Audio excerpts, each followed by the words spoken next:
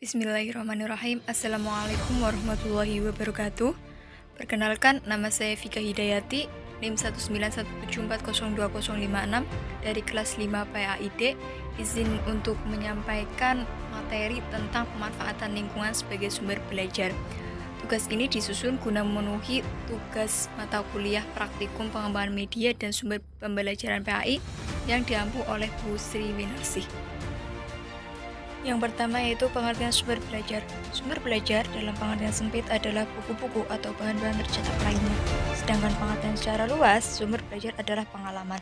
Pengalaman yang dimaksud di sini adalah tingkah laku atau interaksi manusia tersebut dengan lingkungannya. Macam-macam sumber belajar. Ada dua macam sumber belajar. Yang pertama yaitu sumber belajar yang sengaja dirancang untuk membantu proses belajar mengajar. Contohnya buku, brosur, ensiklopedia, film, video, slide HP, dan lain-lain.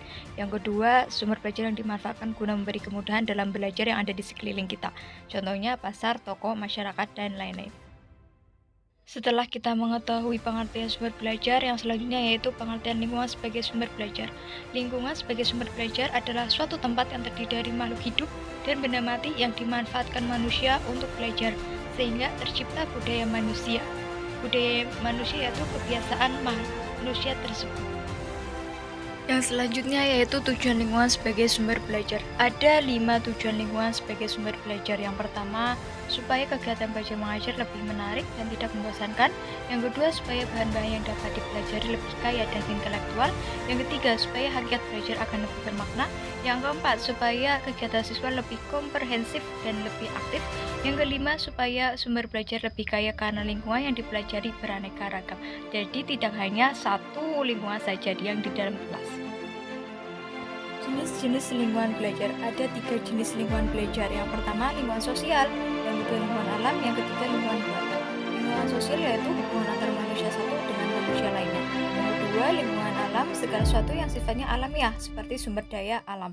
Yang ketiga, lingkungan buatan, lingkungan yang sengaja diciptakan manusia untuk tujuan-tujuan tertentu yang bermanfaat bagi kehidupan manusia. Untuk yang selanjutnya yaitu langkah-langkah atau prosedur penggunaan lingkungan sebagai sumber belajar. Yang pertama, langkah persiapan. Langkah persiapan yaitu keseluruhan proses pemikiran dan penentuan secara matang daripada hal-hal yang akan dilaksanakan. Yang kedua, langkah pelaksanaan yaitu melakukan kegiatan belajar di tempat tujuan. Yang ketiga, tindak lanjut, yaitu langkah ini bisa berupa kegiatan belajar di dalam kelas atau diskusi.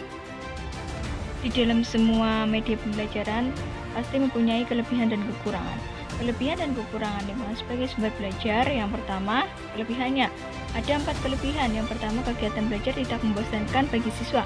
Yang kedua, hakikat belajar lebih bermakna. Yang ketiga, bahan-bahan yang dipelajari lebih banyak dan faktual. Yang keempat, kegiatan belajar mengajar lebih komprehensif dan lebih aktif. Dan selanjutnya yaitu kekurangannya. Kekurangannya ada 2. Yang pertama, kegiatan mempelajari lingkungan membutuhkan waktu yang lama. Yang kedua, sempitnya pandangan guru bahwa belajar hanya dimaknai kegiatan di dalam kelas. Sekian pemaparan materi dari saya. Kurang lebihnya mohon maaf. Dan semoga apa yang tadi saya sampaikan bisa bermanfaat. Saya akhiri. Wassalamualaikum warahmatullahi wabarakatuh.